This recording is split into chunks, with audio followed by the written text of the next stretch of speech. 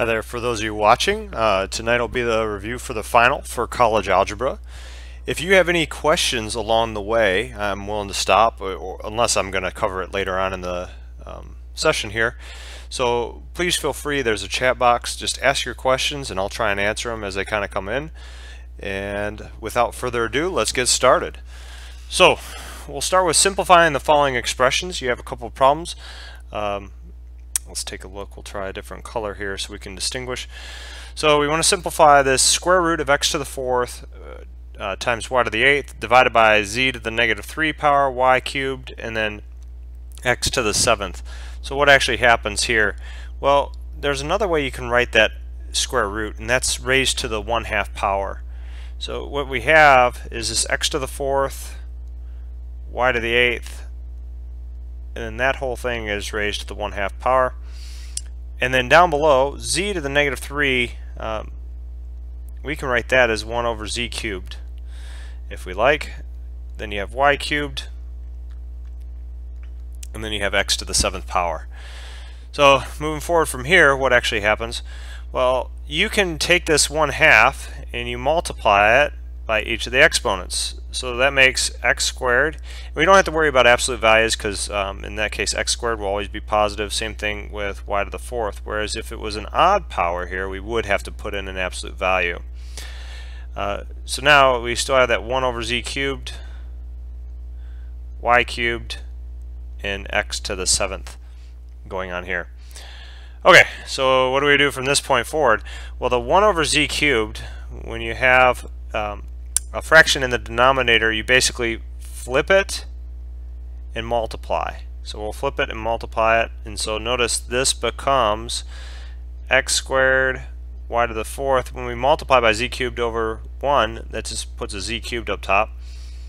And then we have I'll just write it to kind of align things, x to the 7th and y cubed. So now what do we do?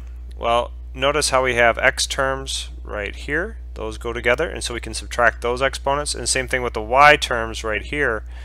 We can take those terms and subtract exponents. So we have x to the 2 minus 7, y to the 4 minus 3, and z cubed. So notice that makes this equal to x to the negative 5th, y to the 1st, and then z cubed. As a result, what do we have at the end of the day? Well, this makes x to the negative 5th is 1 over x to the 5th, and then we have y and z cubed. Combining that all into one fraction, we can write this as y z cubed all over x to the 5th, and that is our final answer. Okay, so don't see any questions popping up on that one. We'll keep on moving on along and whatnot. And so we'll go to x squared minus 7x plus 10 divided by x cubed minus 125. So what's happening with this one? Well, we can begin by factoring. So you have the x squared minus 7x plus 10. That equals x minus 5 and x minus 2. Those are our factors for that. And if you remember the difference of cubes, you can write the second term as x minus 5, and then it goes x squared plus 5x plus 25. So that's just our difference of cubes formula. And so moving forward from there, what happens? Well, this thing equals, notice the x minus 5's will cancel off, and you're left with x minus 2 x squared plus 5x plus 25. Okay, and then there's one little caveat. Notice below we could have had x equal to 5, but now we can't, so we put x cannot equal 5. So we want to try and take care of all those situations, and we're pretty good shape now. Okay, so see no questions thus far. Let's keep on moving forward and see what happens. Next problem. Solve for x in the following equations. We have 3 over x minus 1 minus 4 over x plus 2 equals 5 divided by x squared plus x minus 2. So what happens here? Well, first off, let's rewrite this just a little bit different. So you have 3 over x minus 1 minus 4 over x plus 2 equals 5 over, well, if you notice, x squared plus x minus 2, that's x plus 2 and x minus 1. So now, moving forward from this spot, what actually happens? Well, you can multiply both sides. So we'll take this, and we'll group the terms, and we'll take all this and groups the terms. So notice the denominator, the common denominator that we're going to be working with, will be x plus 2 and x minus 1. And so that's what we're going to multiply all these things by. So I'll separate this here. So we'll go x plus 2 and x minus 1. And then we'll do x plus 2 and x minus 1.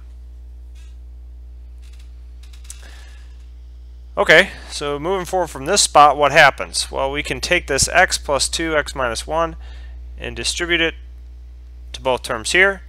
And then on the right-hand side, notice the x plus 2 will cancel off with that x plus 2, the x minus 1 will cancel off with that x minus 1. So what we're left with is, in the first case, when we take 3 over x minus 1, multiply by that x plus 2, x minus 1, you have 3 times the quantity x plus 2, because the x minus 1's cancel in that first case. When we distribute it to the 4 over x plus 2, you're left with 4 times the quantity x minus 1, because the x plus 2's would cancel in that case.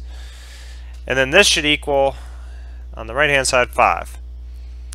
Now what do we do? Well, we distribute. So distribute the 3 to both terms, and then we're going to distribute the negative 4, so that's all this, to both terms. So you get 3x plus 6 minus 4x plus 4, and all that equals 5.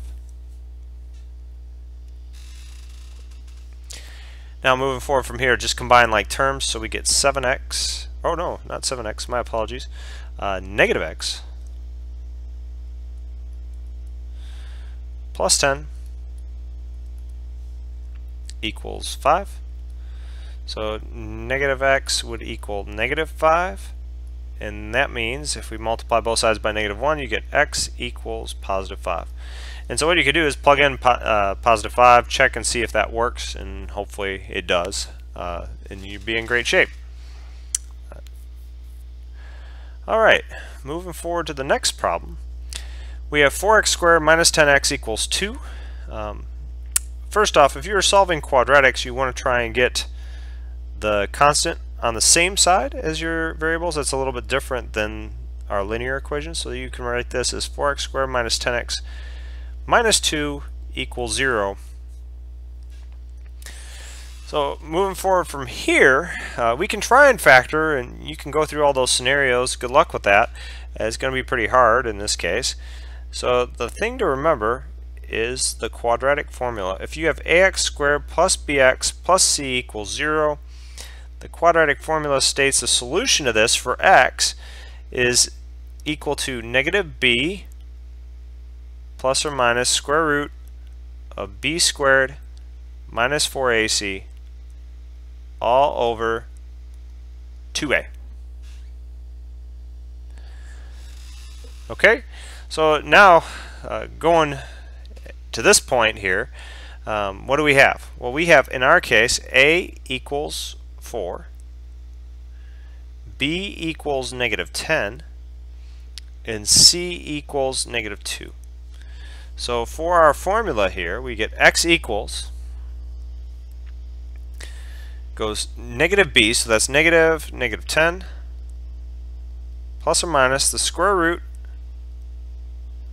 of negative 10, the quantity squared, minus 4 times a, which is 4, times c, which is negative 2, and all this is over 2 times a, which is 4. So this goes 10 plus or minus the square root of, let's see what that number is. That's going to be 100 plus an extra 32, so that's 132, all divided by 8. And that's good. You might have to do some simplifying of the radicals. If you struggle with that, let me know. I'll be happy to kind of show you how to brush that up and make it look a little nicer. But we have the answer in our hands now, and we can kind of go about our business. So the rest, otherwise, it's just rationalizing an expression and seeing if you have any perfect squares underneath the square root. And notice the 10 and 8 have a common factor. You can kind of work with that. But the main part of the problem there is done. Okay. Moving forward, find the equation of a line through the points 7, -4, and 11, 18. Taking a look at this one, how do we find the equation for a line? Well, most people like to do this, the point slope. Well, there's two forms. So you have a point slope form, and maybe not most people. Most people probably remember the slope-intercept form, to be honest with you. So slope-intercept form is that y equals mx plus b format, versus the point slope form is y minus y1 equals mx times the quantity x minus x1. The one I always kind of gun for first, if they need it in the other form, you can always work with it, is I'd go with this point slope form. I can show you how we can turn it into slope-intercept form real easily here. So in our case, though, the hardest part is what m stands for. It's the slope. It goes y2 minus y1 divided by x2 minus x1. So it doesn't matter which one you call x1 or x2. But after we choose one, so if we call this x1, that does mean its corresponding pair has to be y1. So same thing here. If we have an x2, the corresponding pair there should be a y2. Okay, so with that in mind, we have y2 is 18. So 18 minus our y1 is -4. So 18 minus -4, all divided by, so our x2 is going to be 11, and then our x1 is 7. So this makes 18 plus 4 is 22, divided by 4, or an easier way to write that would be 11 over 2. Alright, so we're in good shape now. Here's the fun part. Point slope formula, I know we have x1 and y1 listed here, but you could have chosen x2, y2. It doesn't matter which ones you choose. You still get the same equation. Here's how simple it is. It goes y minus, our y1 is -4, equals, m is 11 halves, and then it goes x minus x1, which is 7. Okay, and now some people might say, oh, but wait a second. This isn't in slope-intercept form. We can take care of that too. By the way, that y minus a -4, an easier way for us to have written that is just y plus 4. So notice we can get y equals 11 halves times the quantity x minus 7, and then we go minus 4. Now we'll have to distribute a little bit. So we get y equals 11 halves x minus 77 halves, because 11 halves times -7 is -77 halves. And then in order to add that with a -4, we have to write it as a common denominator, -8 over 2. So if you want a final answer in slope-intercept form, by the way, I'll box this off. That's a correct answer. The slope-intercept form would be y equals 11 halves x minus, so 77 plus 8, that's going to be 85 over 2.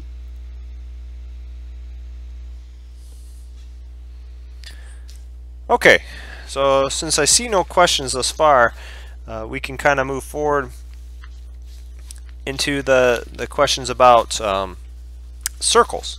So this is going to involve a couple parts here.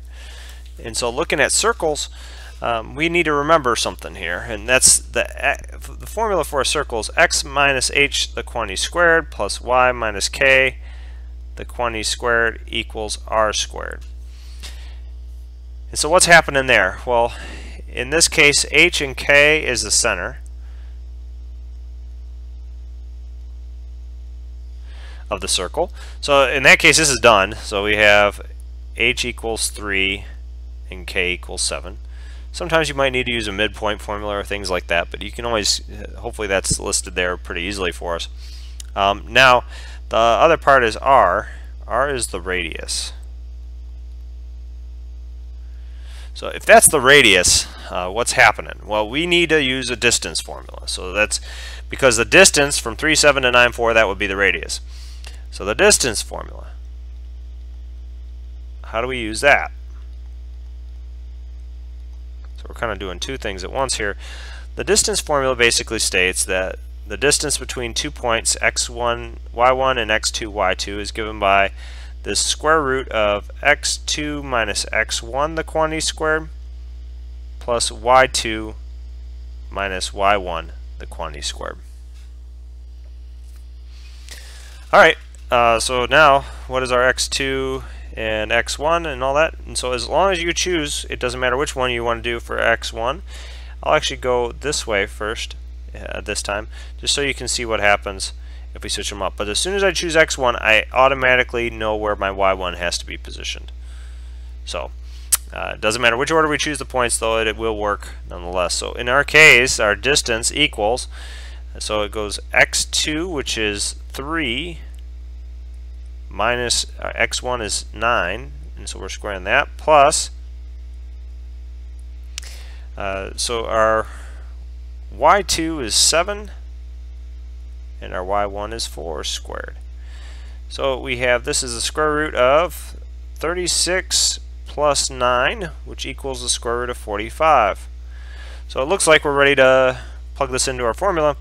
We get x minus h is 3, so 3 squared, plus y minus our k is 7, and we're squaring that, equals r, which is square root of 45, squared. And we can make it look a little bit nicer. So this is x minus 3, the quantity squared, plus y minus 7, the quantity squared, equals 45. And that is your final answer. Okay, as I mentioned before, if you do have any questions pop up, just let me know at any point in time. That's what I'm here for. That's the main reason I'm doing this, is just to help out with those questions. So, without further ado, I don't see any questions. Let's keep the ball rolling. We're going to start solving systems of equations. So what is it like to solve the following system of equations? 5x minus 3y equals 2, and 2x minus 4y equals 1. So you could try and solve and have fractions involved and use substitution method. However, what I'd recommend is using the elimination method here. So let's see. We have equation 1 and equation 2. What we'll do is, it just depends which one you want to try and eliminate. Let's try and eliminate the x, because 5 and 2, that's an easy way to go about it. So this one would need to be multiplied by 2, and this one would need to be multiplied by, let's say, negative 5. Okay, so if that's the case, if we multiply everything by 2 in the top equation, we get 10x minus, everything's multiplied by 2, so you get 6y equals 2 times 2 is 4. In the second equation, when we multiply everything by negative 5, and so I should say this is what we were doing. We're going to go to that. So in our second equation, what do we have happen? Well, we'll take negative 5 times there, you get negative 10x, and then negative 4 times negative 5 makes plus 20y equals, and then it would be negative 5. Okay, so now just all we do is add up those equations.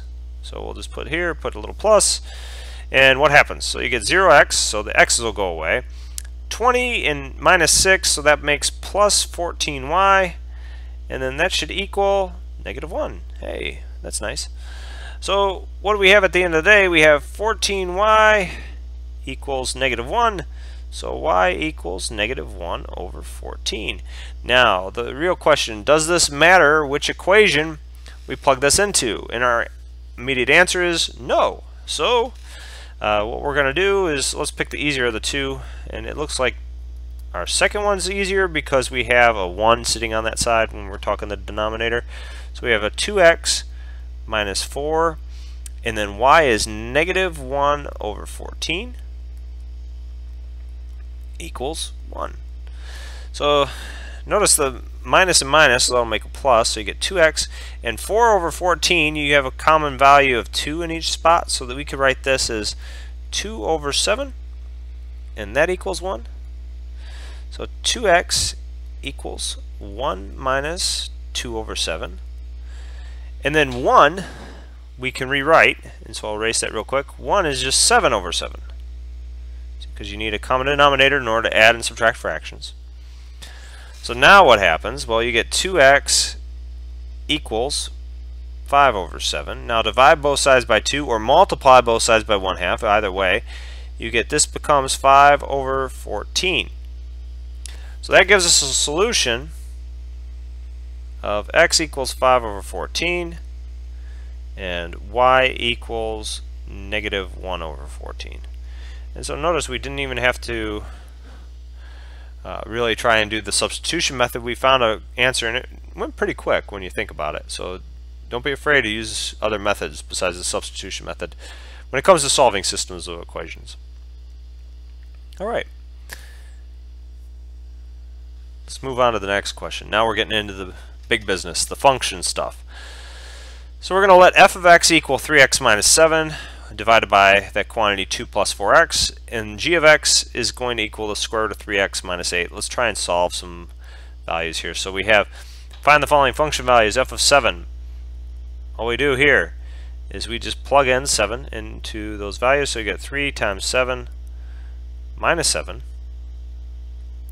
all over 2 plus 4 times 7. So notice we'll start with the denominator. That's 28 plus 2. That's going to be 30.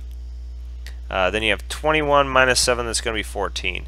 And yeah, we can simplify that if we want. What do we have? Common factors of 2. So that's, if you wanted to, not necessary, but you could rewrite this as 7 over 15. But you get the gist. Hopefully that all we're looking for is that number there when we're in good shape. So now on to the g of 11.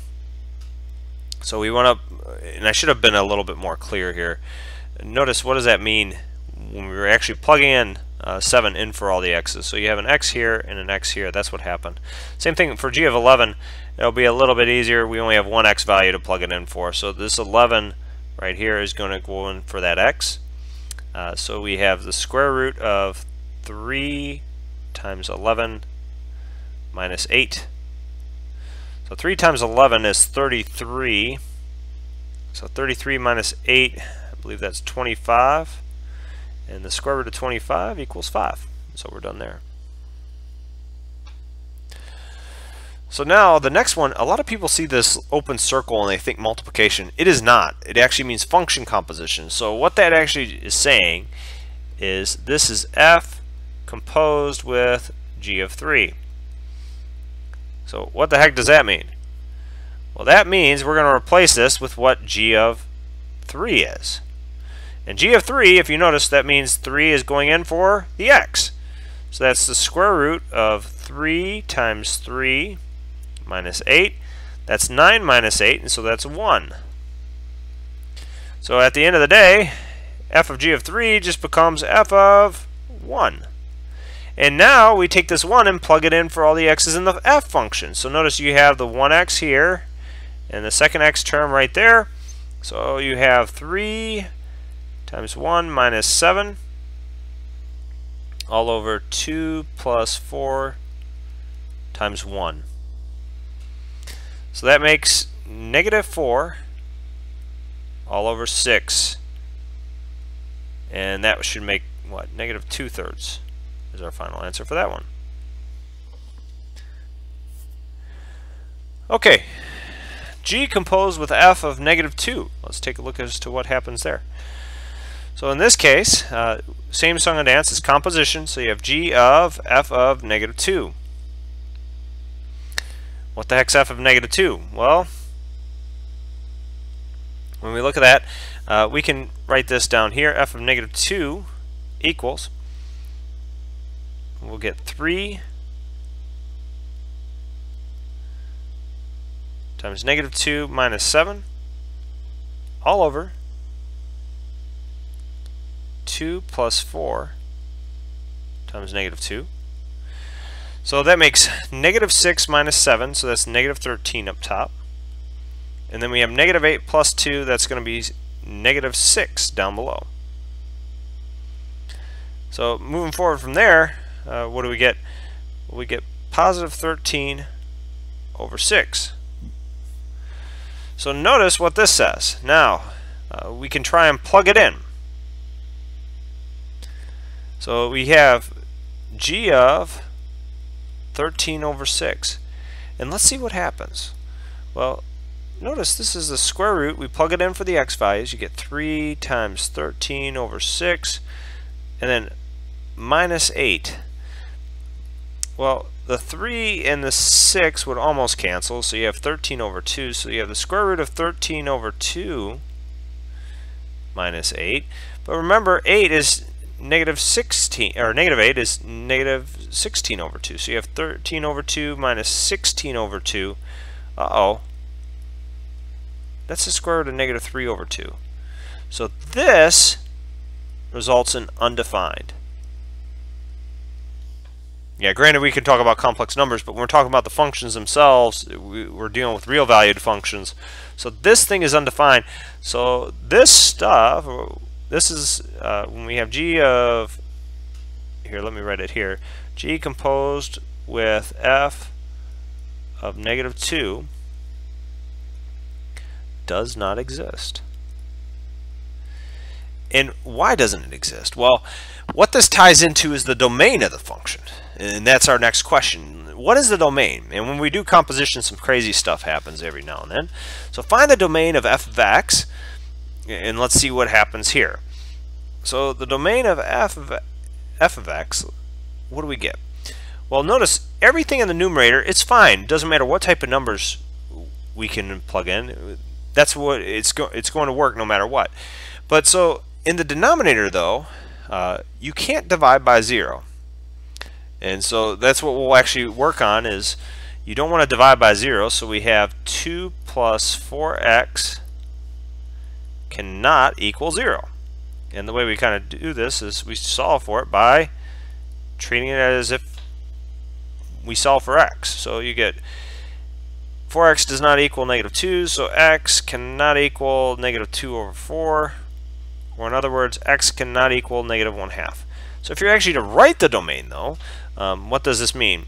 Well, we can have all the numbers from negative infinity up until negative 1/2. We just don't want to include negative 1/2, so that's why we put a parentheses. And then we union that with negative 1/2 and then all the rest of the numbers to infinity. And you're done. So now we have an interval notation talking about the domain, and we're in pretty good shape. So now for the domain of g of x, the reason why we ran into the problem, we need the numbers underneath the square root. You can't take a square root of a negative number. You start to go into the complexes. So what we need is we need 3x minus 8. Since it can't be negative, we need it to be greater than or equal to 0. And so now we're solving an inequality. So this means we have 3x is greater than or equal to 8. And that means that x is greater than or equal to 8/3. Now a lot of people, when trying to do the intervals, might struggle with this, but you can draw it too, right? So when you have 8/3, we have greater than or equal to, so we're making that a solid dot. And then we want to go which direction? Well, think of what numbers are bigger than 8/3. Well, if I did 24/3, right, that would be bigger than 8/3. And that's in our right-hand direction. And so what does that mean? Well, which direction are we going to? We're going to infinity. So we start at 8/3. We want to include it this time. So that's why we have a bracket. And then we go all the way to infinity. And then we'll have our open parentheses. Okay, seeing no questions at this point in time, I'll keep on moving along. So hopefully things are smooth sailing up until this point.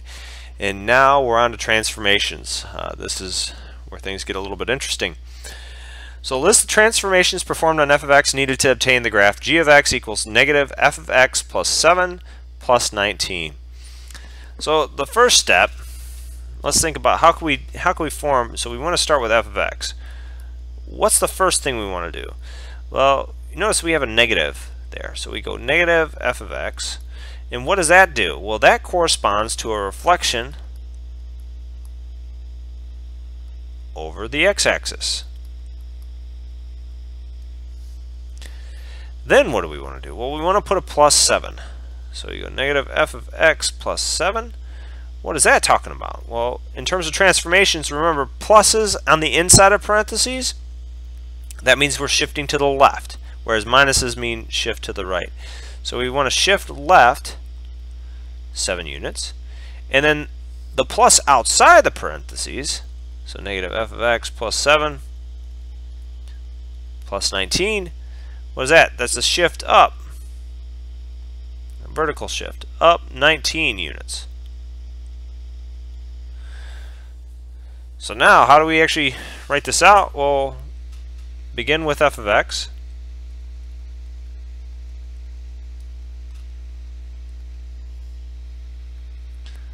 Reflect f of x over the x-axis. You might be asking, why isn't it the y? Well, if it was the y, it would be on the inside of the parentheses. So it would be f of negative the quantity x plus 7. The next part is shift left 7 units. And finally,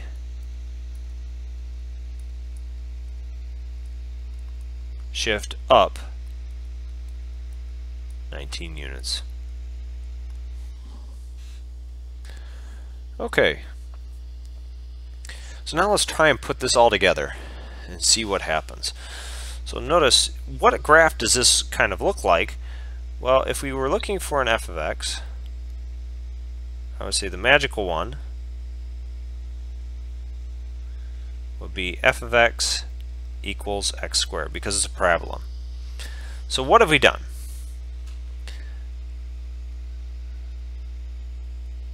Oh, I wrote f of x. I should be careful here because f of x is being used for the function. So I'll use, let's start with g sub 1 of x instead.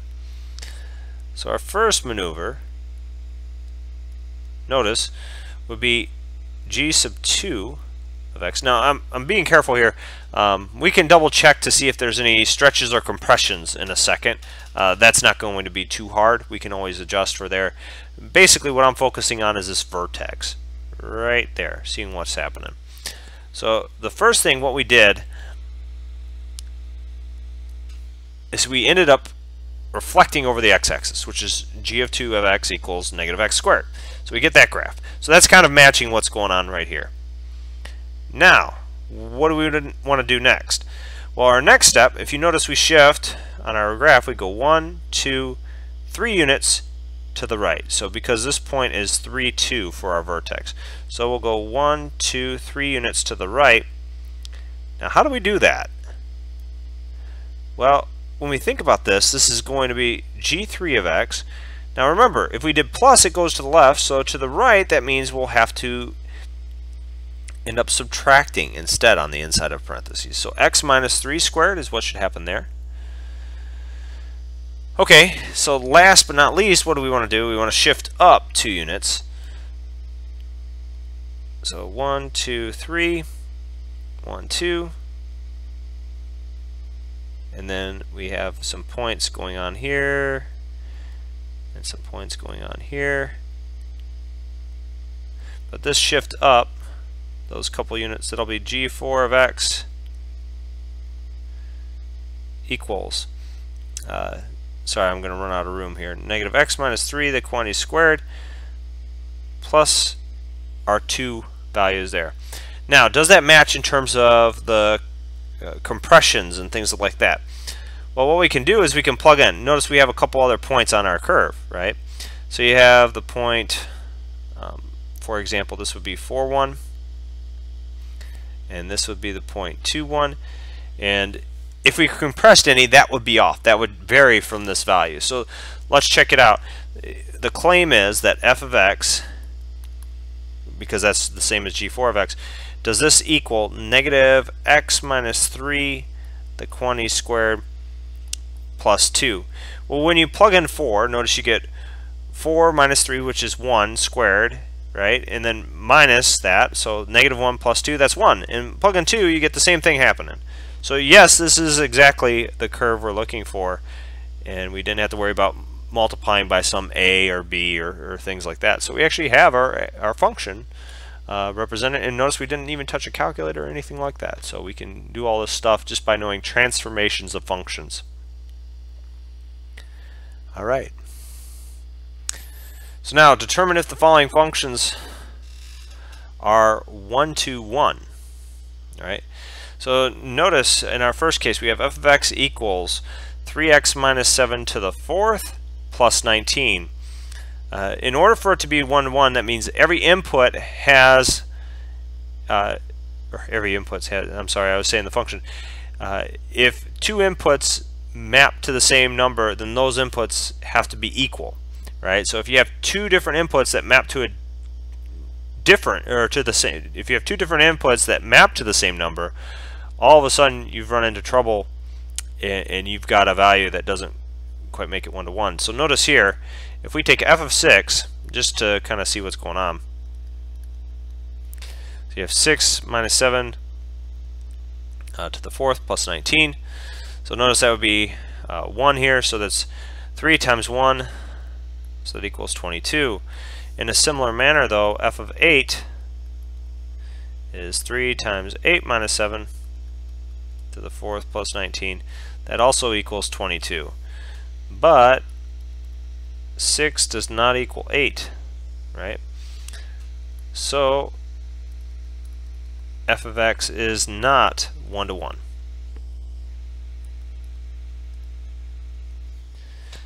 What actually happened here? So some of you might not recognize it from this standpoint.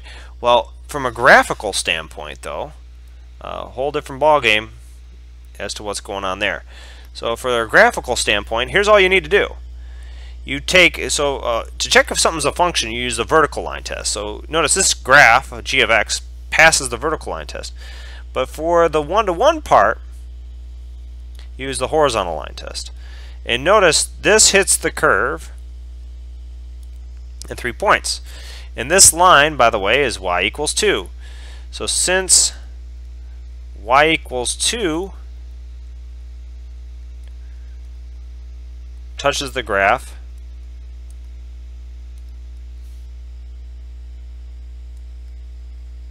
more than once, g of x fails the horizontal line test.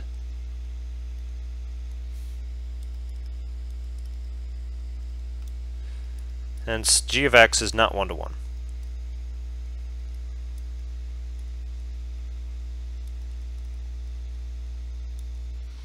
So you're probably wondering, how the heck do we figure out if a graph is, or if a graph is to one-to-one? It should only touch all points on the curve at most, or all the values on the curve, the horizontal line should only touch it once.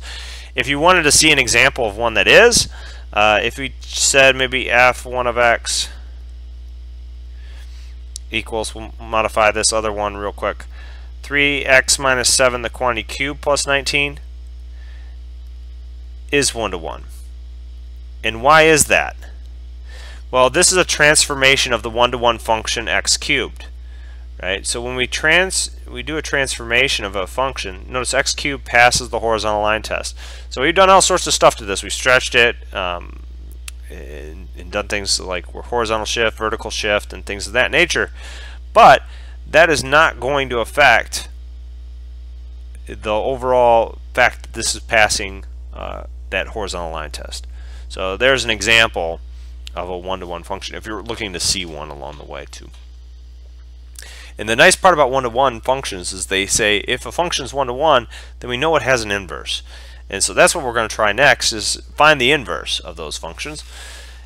And so basically what happens is you reverse the roles of x and y. So the first step in finding an inverse, so I'll actually write it up here, step 1. And that's a step. Don't let your eyes fool you. This is a perfect foot. Okay, so step 1, replace f of x with y. This isn't a necessary step, but it helps a lot of people keep track as to what's going on. So you get y equals 4 times the cube root of x minus 12 plus 14. The hardest step for most people is step 2. So there's our second step. It's solve for x. Okay, so if we're doing that, a little bit trickier, notice first off we'll have to subtract the 14. Y minus 14 equals 4 times the cube root of x minus 12. Now divide both sides by 4, so you get y minus 14 divided by 4 equals the cube root of x minus 12. Where do we go from here? Well, the next step, how do we get rid of a cube root? We cube both sides, so you get y minus 14 over 4, the quantity cubed, and that'll get rid of the cube root on that right hand side. And then what we have to do is add 12 to both sides. So x equals y minus 14 over 4, the quantity cubed, plus 12. And so this leads us to step 3.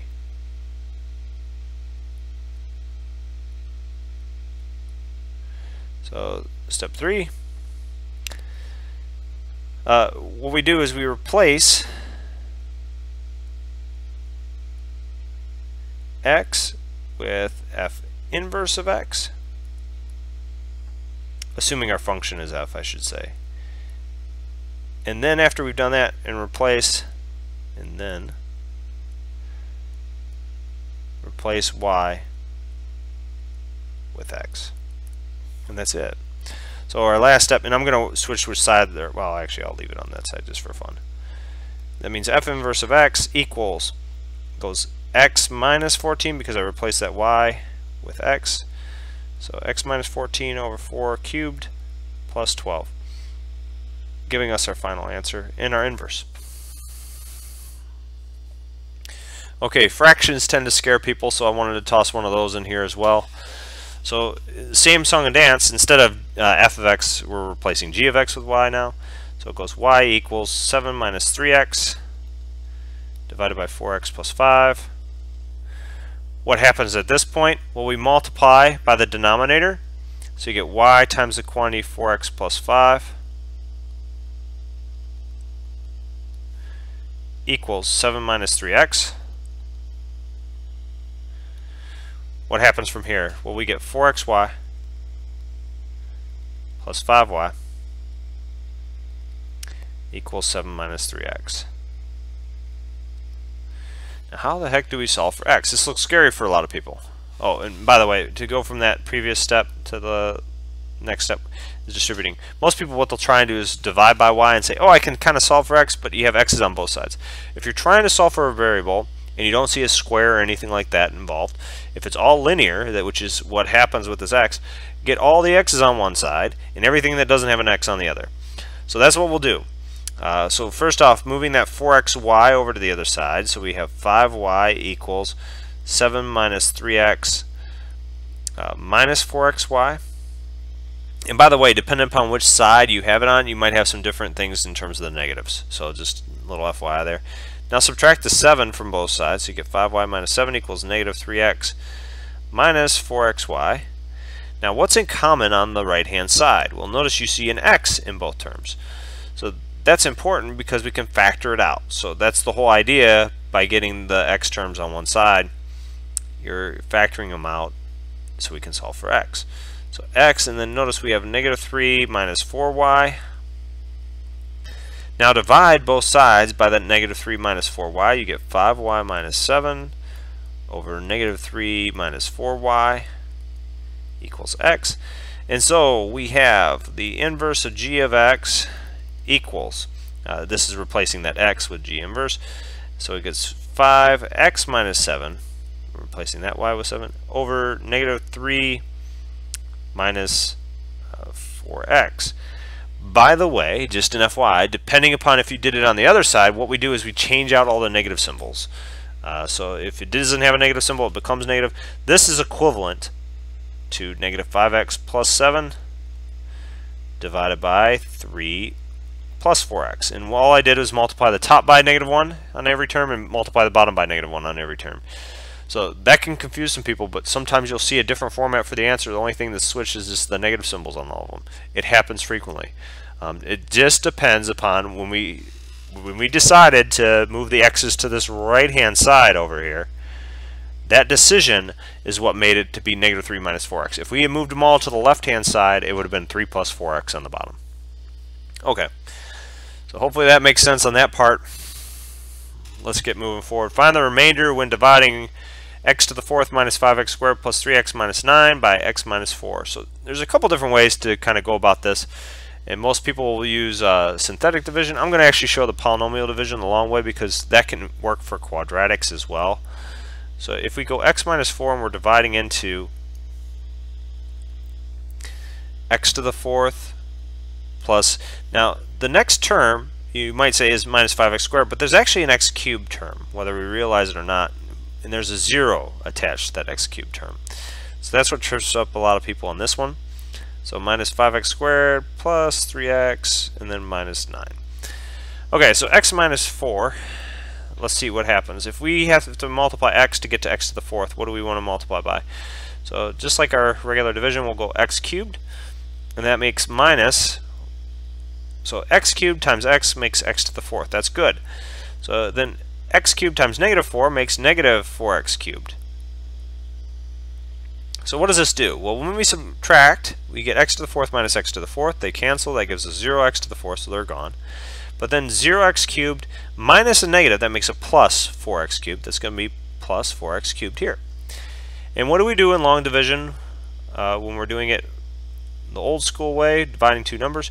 Well, we bring that next number on down, so we go minus 5x squared. So now moving forward from here, x times what will give us 4x cubed. So notice we need a plus 4x squared. And what you should see is the degree of each of these, or the exponent on each of these x's should decrease if you're doing things correctly. So now moving forward from here, when we go minus, what are we actually going minus by? When we take 4x squared times x, that gives us 4x cubed. And now take 4x squared times negative 4, that makes negative 16x squared. So with the negative 16x squared, notice the 4x cubes will cancel. You get negative 5 minus a minus. That makes plus 16x squared. So that means we have 11x squared. Uh-oh, our numbers are getting large now, right? So plus 3x. Okay, so then what do we have? Well, moving forward from here, x times what will give us 11x squared? Well, notice if we go plus 11x, that should do the trick there. And so when we go and try and solve this, we get 11x times x gives us 11x squared. And then 11x times negative 4 makes negative 44x. Oh boy. And so the 11x squareds will cancel. Positive 3x minus a minus makes a positive, so that's positive 44x, and 44 plus 3 makes 47x. Last but certainly not least, oh, and I should have drawn that there, is minus 9. So now x times, we want 47x, so we'll need to make this a plus 47. So we get minus 47x. Now 47 times 4, that's going to be, and just for those of you that aren't comfortable with doing that, easy way to kind of think of this is 40 plus 7 times 4, just a little FYI. And so notice you get 160 plus 28, and that's something you can do in your head even. So we have minus 188. Okay, and so we'll kind of erase that, make it look like magic. So now, now when we take the 47x's, we subtract those off and those cancel. Negative 9 minus minus 188, so that's plus 188. It's going to be 179. And so that's our remainder, and that would be our answer. But just so you all can kind of visualize what the heck is happening with all this junk, why do we divide polynomials, it gives us an easier way to kind of represent some things from time to time. Well, I guess it depends on how we look at it. So x to the fourth minus 5x squared plus 3x minus 9, all divided by x minus 4. What does that thing equal? Well, you take your quotient, and that's what happens So you get x cubed plus 4x squared plus 11x. And this is just like when you were doing long division back in the day, plus 47. And then plus 179 divided by x minus 4. So this first thing might have looked pretty complicated having that rational function, but what we can do is actually rewrite it as this x cubed. So it's going to behave kind of like a cubic polynomial, just with that extra little scrappy piece at the end, that 179 over x minus 4. So you'll have that asymptote hanging out when x equals 4. So, but we can start to see the end behavior of these functions, which is quite important for us down the road. Oh yeah, now we're at the good stuff. Logarithms. That can start to freak people out, but hopefully it won't freak you out. In terms of the basics, if you're going to understand logarithms, you have to understand exponential functions. They kind of go hand in hand. Once you get a handle on both, what an exponential function is, logarithm is just a fancy kind of way to work with exponential functions, some fancy terminology. So I'll kind of show you what I mean. First off, convert the logarithm log base 7 of b equals 19 to exponential form. What the heck does that mean? So this is the base, this base below the logarithm, and what that corresponds to is the base of our exponential function. This 19 over here is the exponent. And so now oftentimes we talk log base b. This is just trying to confuse you here. So we have 7 to the 19 equals, and then that is our number that appears on the other side. So 7 to the 19 equals b, and that's our answer. We're done. Okay. All there is to it on that. So if you see converting between exponential and logarithm form, that's all you're doing. So now let's go the other direction. So notice in the previous one, when we're trying to write our logarithm, the little subscript that happens there, it has to be corresponding to the base of our exponential function, or equation I should say. So in this case it's 5. And on the other side is where the exponent should appear. So in this case the exponent is t, so we'll put a t over there, and that means r goes inside the parentheses and you're done. That's all it is when you're converting between the two. So you're just trying to figure out what's the notation for this stuff. There's really not much math involved other than just recognizing where things go. Now where we do start to get into some interesting problems is when we have to evaluate the following logarithm. So log base 2 of 32. What the heck does that mean? So that means, if you notice, you have, if I put a y equals over here, I can write this as 2 to the y equals 32. And then what happens is you get 2 to the y equals, well, let's think, can we write 32 as 2 to some power? Well, notice 2 squared is 4, 2 cubed is 8, 2 to the 4th is 16, and 2 to the 5th is 32. And all we were doing was just multiplying each number by 2 one more time. And then you have this thing called the one-to-one property. So what that says is you can just set the exponents equal when the bases are the same. Only when they're the same though. So you get y equals 5, and so what that means in this case, log base 2 of 32 equals 5. Oh, kind of cut it off, but hopefully you see that. Log base 2 of 32 equals 5. Okay, so the next one. Now this one's kind of tricky here. If you set this equal to y, notice that means 27 to the y equals 3.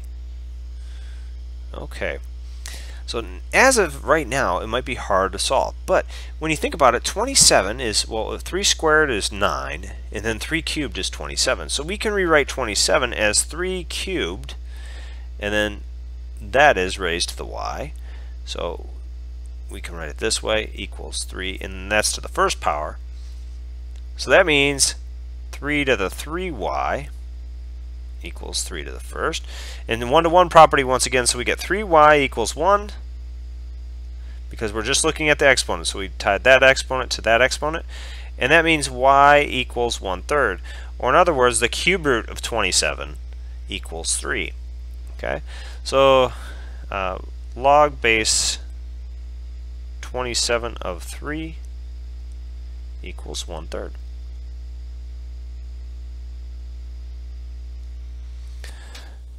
Okay, our next one, log base 5 of 1 over 25. So that we'll set that equal to y. What does that mean? That means 5 to the y equals 1 over 25. That might look scary, right? Well, another way to write that is 5 to the y equals 1 over 5 squared. But remember, when we have a 5 in the denominator with a 1 on top, what have we done? That means we've basically taken this 5 to the negative exponent over on the right hand side. So that's 5 to the negative 2. Okay, so with that being 5 to the negative 2, that means 1-to-1 property has us get y equals negative 2. And so our final solution, log base 5 of 1 over 25 equals negative 2. And we're done.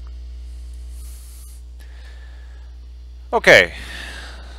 So, next bit, laws of logarithms. How do we actually go about calculating, how do we get the laws of logarithms? What are the laws of logarithms? Well, so if you have the same base, let's say we have log base b of x plus log base b of y. What the heck does that equal? Can we just combine the log base b's? Well, yeah, basically the laws of logarithms are combining things in a single logarithm and making our lives much simpler. So in this case, you get log base b of x plus log base b of y combines to this single logarithm log base b of xy. This is known as the product rule for logarithms. Not to be confused, there's a product rule in calculus that's a lot different actually. Our second one, log base b of x minus log base b of y. Notice these logarithms behave a lot differently than we might think. In terms of, most people say, oh, I can combine logarithms, factor one out, and then I get x minus y. No, it doesn't work like that. The first, when we have addition, it becomes multiplication in the single logarithm. When we have subtraction, it becomes division in the single logarithm. And then the last one is when we have y log base b of x. What we can do is we can bring this y up into the exponent. We're going to use all of these ideas kind of later. This is log base b of x to the y. And for the names on these, the second one was called the quotient rule for logarithms. And the third one's called the power rule. And by the way, for those of you that have to go on all the way up to calculus, you will see names of these and they mean something different in calculus. So just an FYI, it's something they use for when referring to the laws of logarithms. That's just a common name, but you will see other notations. So if you're typing things into Google, just an FYI, you might get some freaky stuff coming from other classes. Write the following expression now as a single logarithm. So what happens here? Well, first things first,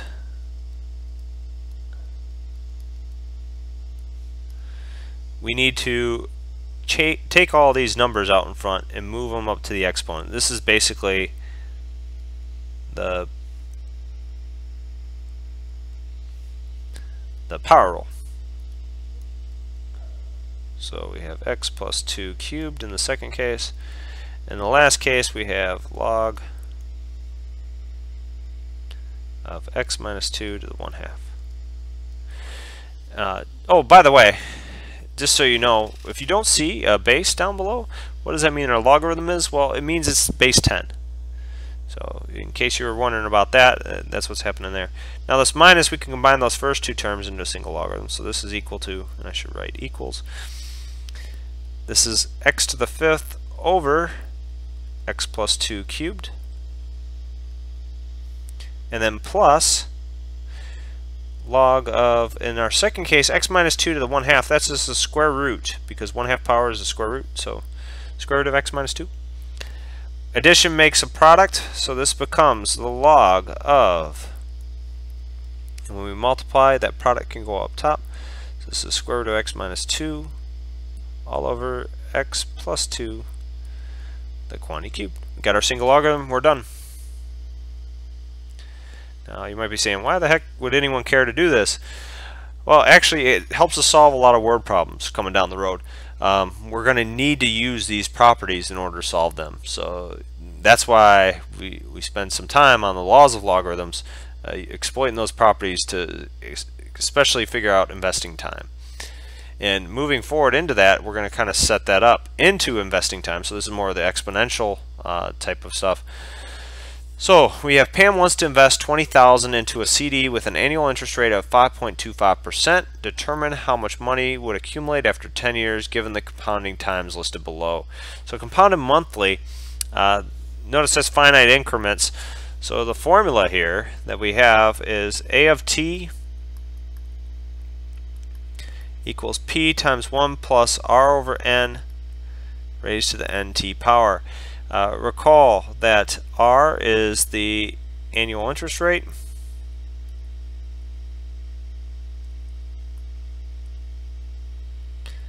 N is the number of times compounded per year,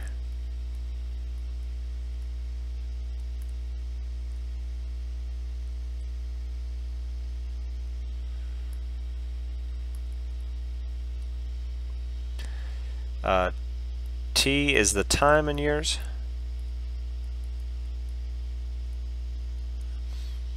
and P is the principal.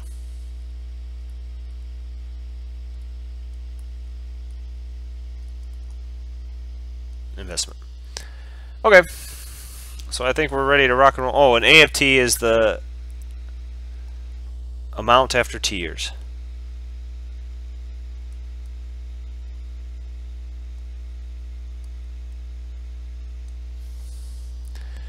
And so in this case, we have a whole bunch of values, but notice for 5.25, R equals, and we got to write it as a decimal, so that's the tricky part for a lot of people. 0.0525, not 5.25.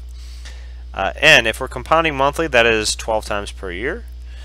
T, how many years? We're talking 10. So then P is our 20,000. So our formula, A of 10, meaning our function value at 10, equals, so it goes 20,000 times 1 plus R is 0.0525 divided by 12 raised to the 12, and then T is 10. Okay, so now what do? Well, we plug it into our trusty calculator, and since we're talking money, we'll round to the nearest cent. So the way I actually go about doing it, just an FYI, is to hit the inside of the parentheses first, and then after I get that number, raise it to whatever the power is. Make sure the exponent is also in parentheses. So when you get that, we should finish with an answer of right around $33,770.48. So make sure to not round any point in time before that or anything of that nature. If you have any questions on that value, how to come up with it, I can go into the calculator bit a little bit more if need be, but I'll kind of assume here that you have a good idea on how to use a calculator at this point. So now, that was the compounded monthly. The formula, though, for when we're compounding continuously is different, actually. And so that's where we get this A of t equals P times E to the RT power. What the heck's happening here? Well, P and R and T are all the same, and E is just a number, is approximately 2.718, so on and so forth. It's just a number in the calculator, and you'll find it usually it's associated with this LN button and stuff like that if you have a graphing calculator and things of that nature. So in our case, so we have P equals, well, notice that's the same amount, that's 20,000. R is still the same interest rate, 0.0525. T is still the same, it's 10 years. But now think about it, we're compounding continuously. And by the way, compounding continuously is what you're dealing with when you're doing radioactive decay and a lot of other sort of scenarios, Newton's law of cooling, things of that nature. All of those kind of involve this compounding continuously idea, at least. So what happens here? We get A of t equals 20,000 times E raised to the 0.0525, and then T is 10 years. So what the heck does that thing look like? So we have 0.0525 times 10, which was 0.525. All that's raised to the E power, and then we're multiplying that by the 20,000. And what does that give us? So now you might be expecting, since we're compounding continuously versus monthly, it seems like it'll be a lot more money. But you might be surprised that this is Now, I understand that $39 more might seem like a lot more money, but the big scheme of things, that's really not for how much more often that we're compounding this. And it kind of goes to show there's a limitation to how often you're compounding. It does help. You want compound interest. The key, though, if you want to make more and more money, is to let it compound for a longer time period. So if we change the 10 years to, say, 40 or 50 years, that's when you're going to start to see some big impacts. Or if the interest rate is higher over a longer period of time. Time is actually your biggest asset, not the compounding time necessarily. You do want it to be compounded, but just not compounded. Compounded continuously, compounded monthly, not a big difference in the short time. But when you start to add that on for 50 years, 40 years, 50 years, and that's how savings work, and that's where you can really start to make some bang for your buck. Okay, moving forward, exponential equations. So we saw how to solve. We can use the one-to-one property in the cases where they have the same base. What happens when we don't? This is where the laws of logarithms come into play. So what we'll do is we'll play with this one in terms of natural logs. You could do log base 5, you could do log base 2. You just need to remember to change a base formula in those cases, which it doesn't hurt to go back and remember the change of base formula. But if we take a logarithm on both sides, remember the law of logarithms allows us to do some stuff. And what stuff does it allow us to do? It allows us to bring down the exponent. Just make sure, though, when you bring down that exponent, you put the exponent in parentheses. So it looks kind of funky because you have natural log of 5. Oh, by the way, natural log is just a log with a base e. And you'll see it on your calculator. That's why it's a nice one to use. And the reason so you didn't have to use natural log. You could have used log base 10. It's one less letter. That's the only reason you see me using it here. It's just trying to save some time. So in terms of what happens now, we're trying to solve for x. Notice it's x to the first power. So what does that mean? Well, it means we're going to have to distribute this natural log of 5. We're going to have to distribute this natural log of 2. And then we're going to get all the x terms on one side. So you have 3x natural log of 5 minus 4 natural log of 5 equals 6x natural log of 2 minus 9 natural log of 2. Okay, so where do we go from here? Well, we get all our x terms on one side and all our other terms on the other. So notice we have negative 4 natural log of 5, and we subtract that 3x natural log of 5 over, equals 6x natural log of 2 minus 9 natural log of 2 minus 3x natural log of 5. Now add the 9 natural log of 2 over to the other side, and so you'll have 9 natural log of 2 minus 4 natural log of 5 equals 6x natural log of 2 minus 3x natural log of 5. So why do we get all the x terms on one side? Well, because we can factor out the x, both of those terms. So we have 9 natural log of 2 minus 4 natural log of 5 equals, factor out the x. So x is factored out of the first term. What are we left with? We're left with a 6 and a natural log of 2. X is factored out in the second term. What are we left with? We're left with a 3 and a natural log of 5. Okay? So now what can we do? That whole number multiplied by x is just a constant. So we divide both sides by that number. So I'll write x on this side now. 9 natural log of 2 minus 4 natural log of 5 divided by 6 natural log of 2 minus 3 natural log of 5. And if you want, if it asks for a decimal approximation, you just go ahead and plug that into the calculator. The only thing I'd say be careful of, put your whole numerator in parentheses and then put your whole denominator in parentheses. That's actually a big part that you got to watch out for. Just make sure things are in parentheses. Okay, moving on to the next one.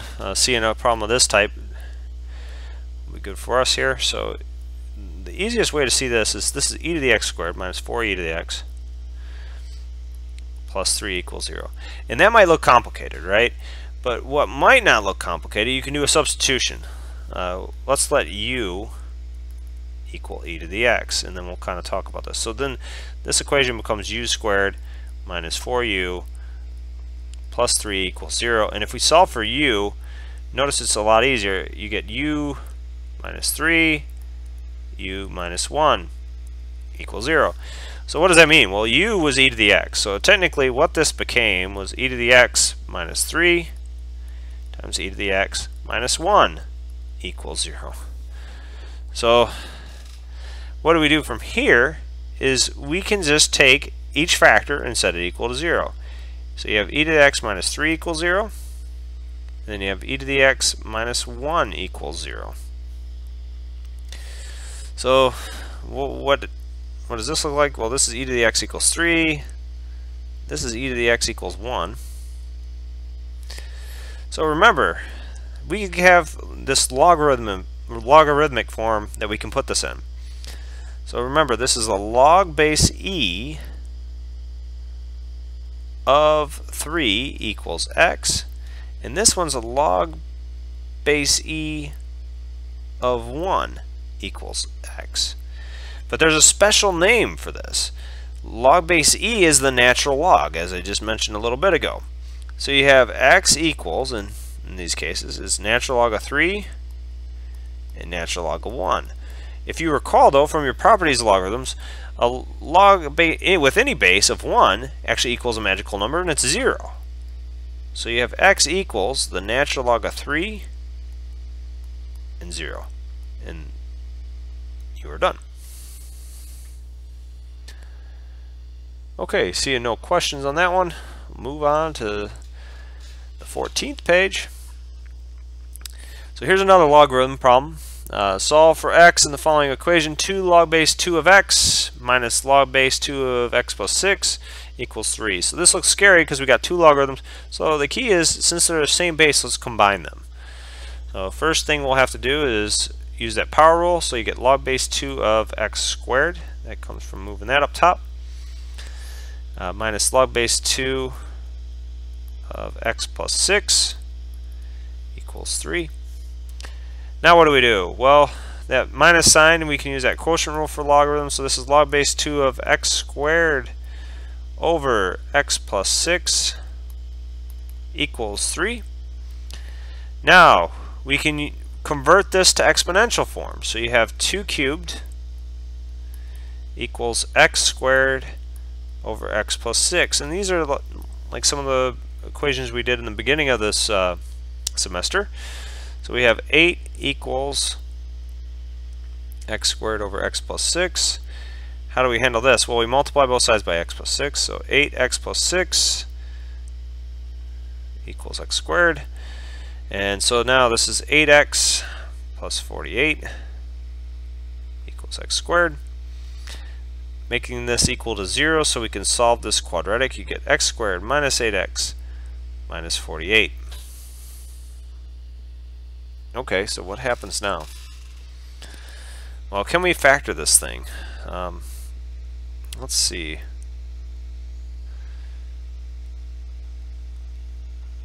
So we have x's here.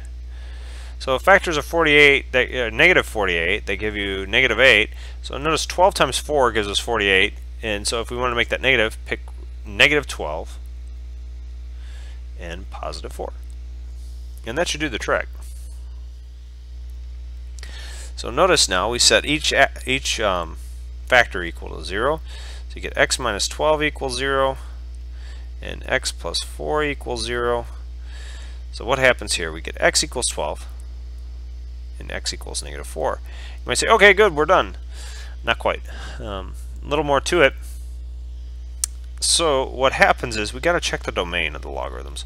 So in this case, you have log base 2, because this thing x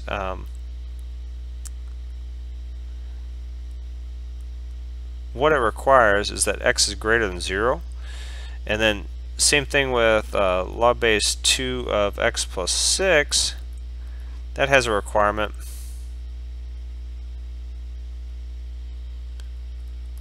so you have x plus 6 is greater than 0 or x is greater than negative 6. So notice 12 satisfies both of those conditions, but negative 4 does not. That's considered an extraneous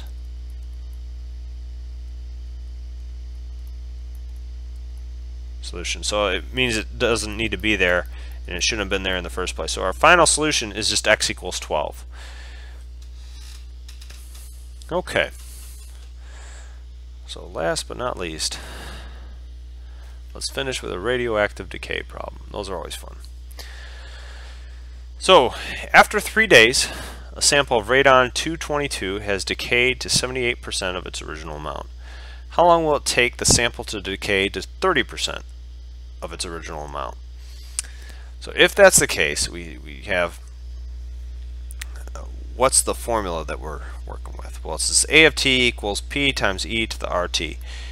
Now the difference here though is that R is actually going to be negative, because, and the reason why we can get away with saying that is we're decaying.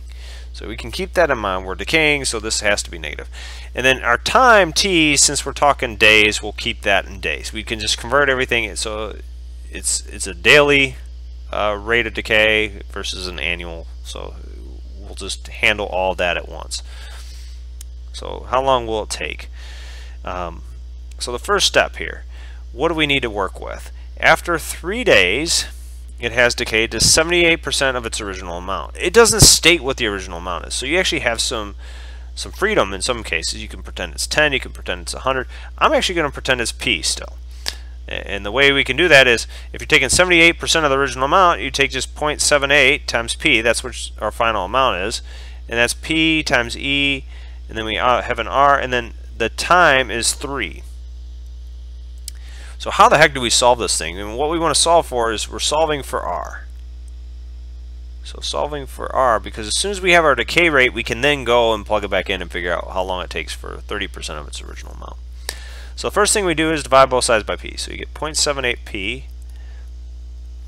And why would we do that? Notice we have PE R times 3, and then the P's. So P's would cancel here, and the P's cancel there. And so, oh, that's a 3, not a 37. Sorry about that. There, a little bit better.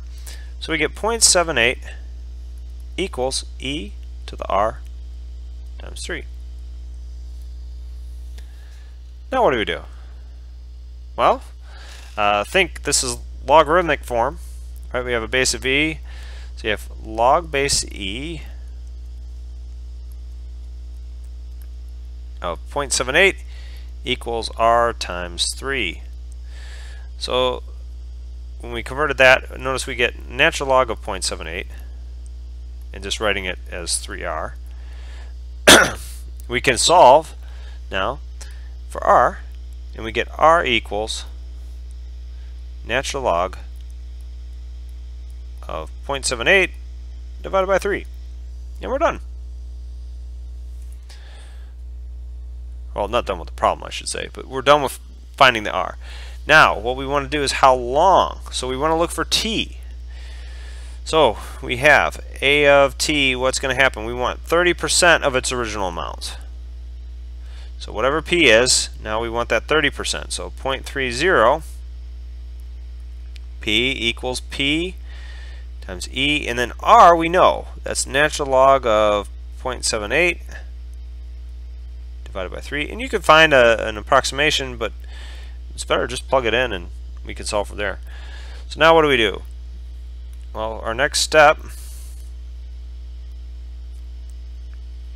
just divide both sides by P to get rid of that P out in front of the E, and so that crosses those off. So now we have 0.3, and you can put the 0 if you want, but E to the natural log of 0.78 divided by 3, and then a T.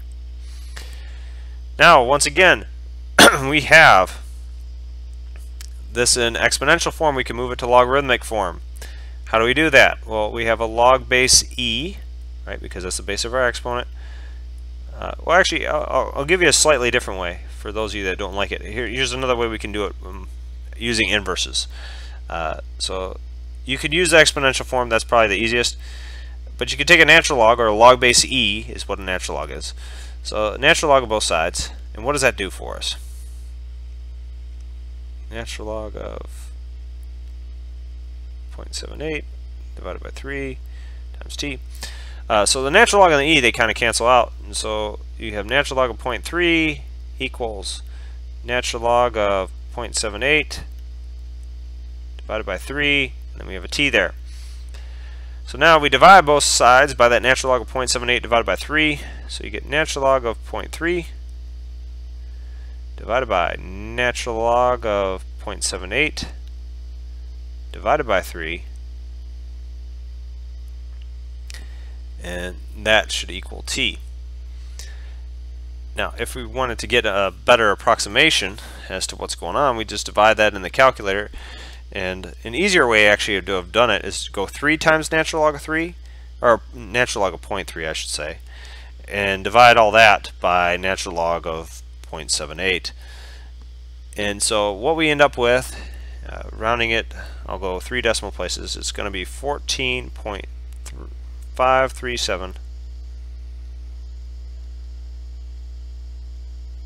days. So notice we didn't even need all that information. That's why I kind of like people to see this. We think we need things like the initial amount and stuff, but if you're given just these minor pieces of information, you can gather stuff about the whole problem right away. Same thing happens in like time of death scenarios that you've probably seen in the class and things of that nature. You don't need that much information to actually decipher and find a solution. So I hope this helps with all of you. I'll be around answering questions, so if you got questions, please put them in the discussions and whatnot, and I'll be happy to answer those at any point in time. And hopefully you all kick butt and take names come time for the final. So best of luck to all of you.